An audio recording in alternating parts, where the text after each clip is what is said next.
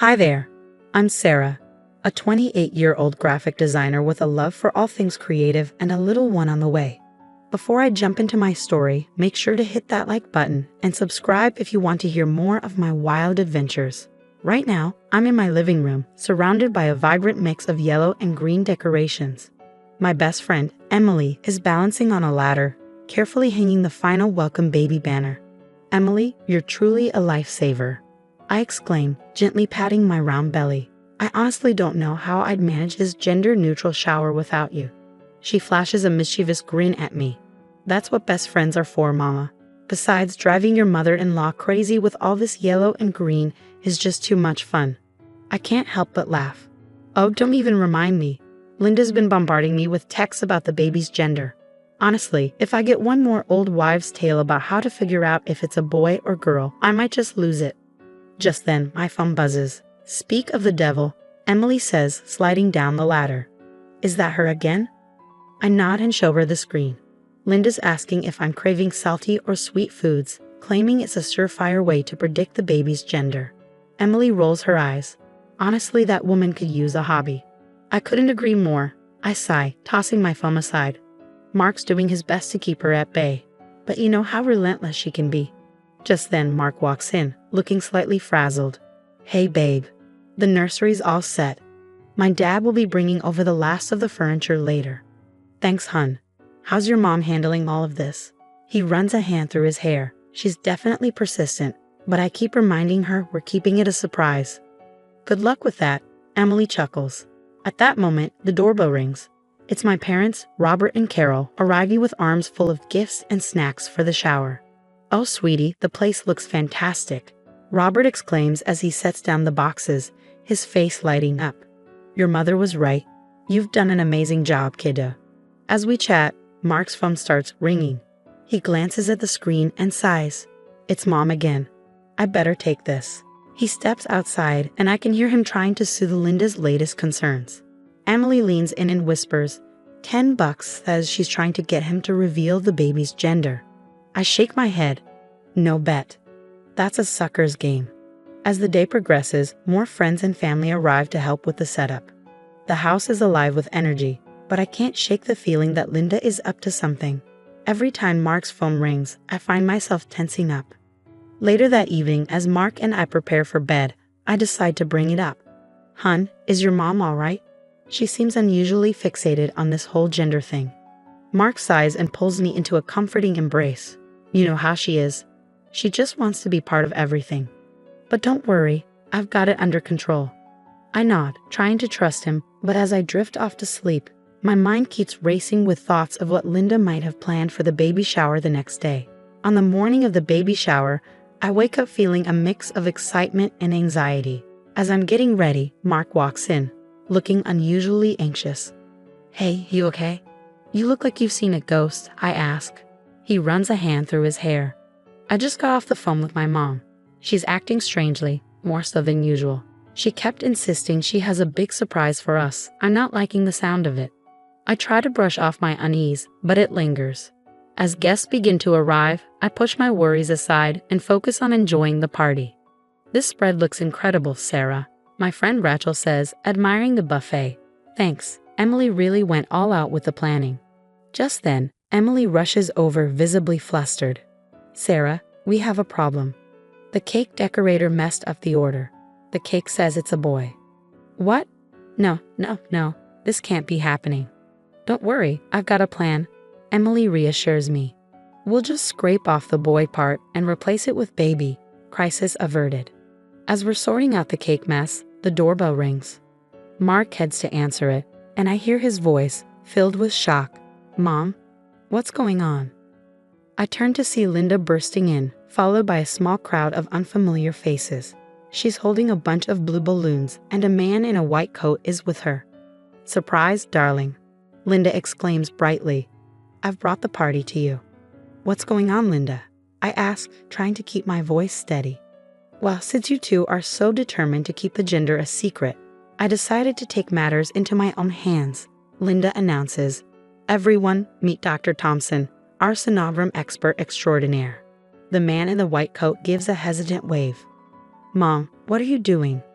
Mark hisses. I'm revealing the truth, dear. It's a boy, and I have proof. Linda pulls out a folder and starts brandishing it. I've got the latest sonogram pictures right here. Dr. Thompson will review them and confirm why I already know. I feel my face flush with a mix of anger and embarrassment. Linda, that's enough. This is our baby, and it's our decision. You have no right. Oh, pish posh. Linda interrupts. As the grandmother, I have every right to know. Emily steps in, trying to ease the tension. Hey, everyone, how about we switch gears and play some fun baby shower games? I've got a great one where we guess the baby's birthday. But Linda is relentless.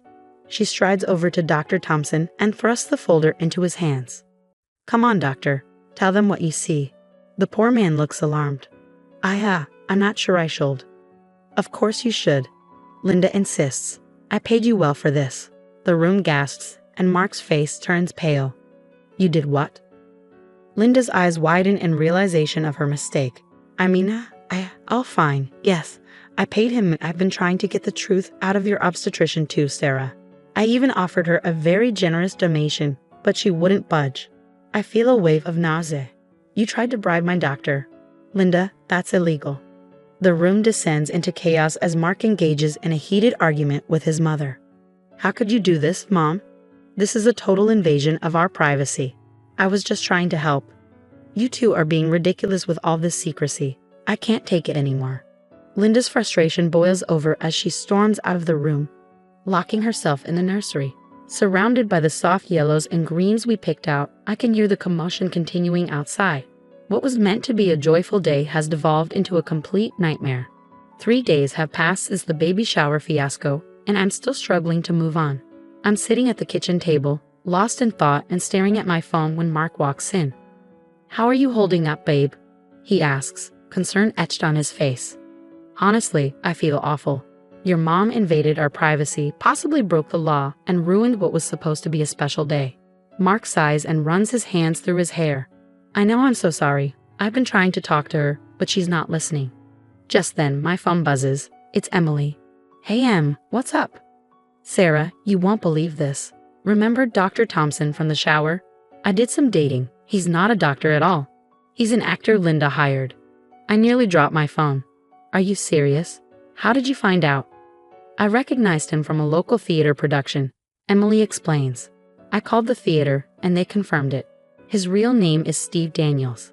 I passed the information along to Mark, whose face reddens with anger. That's it. I'm calling my mom right now. He puts the phone on speaker as Linda answers. Hello, dear. Have you come to your senses about the gender reveal yet? Cut the crap, Mom. We know about the fake doctor. How could you do this?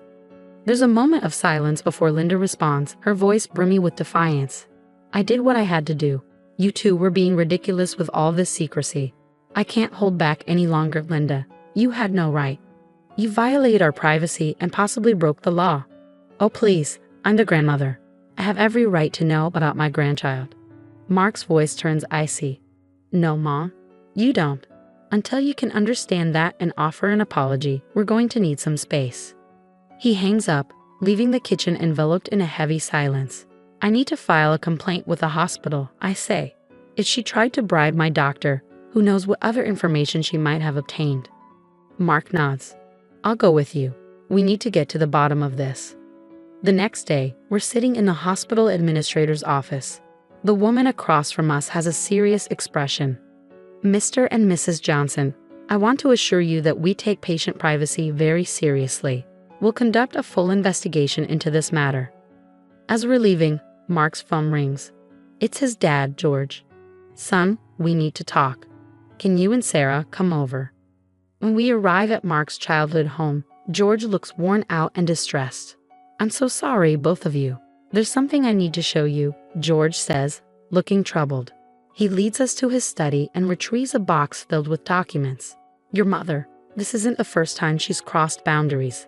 I've been keeping track over the years. She's always struggled with respecting limits, especially within the family. Mark looks taken aback. Dad, why didn't you ever tell us about this? George sighs deeply. I thought I could handle her behavior, but after what happened at the shower, I see now that I've been enabling her. It's time for this to stop. He hands us the box. Inside are letters, emails, and legal documents outlining Linda's past manipulative behaviors. There was an incident with your cousin at Jenny's wedding, George explains. Linda tried to change the venue without informing anyone because she didn't like the original choice. And when your brother Tom was applying to colleges, she submitted applications in his name to schools he didn't want to attend. I feel a blend of vindication and sadness. George, thank you for showing us this. It's comforting to know we're not alone in dealing with her behavior. Mark wraps his arm around me, his voice steady and resolute. We'll get through this, Sarah, together, and we'll make sure our baby is shielded from this kind of manipulation. After going through the evidence George provided, Mark and I sit in our living room, contemplating our next steps. I can't believe it's come to this, I say, but I think we need to take legal action. Mark nods firmly. You're right, we need to protect our family. I'll call a lawyer first thing tomorrow. The next day, we're in Attorney Johnson's office, ready to discuss our options. Based on what you've shared, we have grounds for a restraining order and potentially charges for invasion of privacy and harassment, Attorney Johnson says. What about the hospital? Shouldn't they be held accountable too? I ask. We'll start with the restraining order against Linda, she replies. We can address the hospital issues separately. A week later, we receive a call from the hospital administrator. Mrs. Johnson, we've completed our investigation. I'm deeply sorry to inform you that one of our nurses, under pressure from your mother-in-law, did leak some of your confidential information. Months go by, and the long-awaited day finally arrives. In the delivery room, Mark is right beside me as our beautiful baby boy makes his entrance into the world. When I hold our son for the first time, I'm overwhelmed by how perfect he is. George, grinning from ear to ear, cradles his grandson. Sarah, he's absolutely perfect. He's got your eyes and Mark's nose. Emily chimes in with a chuckle, definitely Mark's nose. As our loved ones gather around to celebrate with us, I gaze at Mark and our son, feeling an overwhelming sense of peace and resilience. We've endured so much together. But those challenges have only made us stronger, ready to protect our little family from any harmful influences. As our story concludes, I want to ask you, if you were in my position, would you ever consider forgiving Linda and allowing her back into your child's life? Or do you believe that some actions are truly unforgivable when it comes to safeguarding your family? I'd love to hear your thoughts in the comments below. Your experiences and opinions are invaluable and could help others going through similar struggles. If this story resonated with you and you'd like to hear more, please like this video and subscribe to our channel. Your support means so much to us and allows us to continue sharing these real-life stories.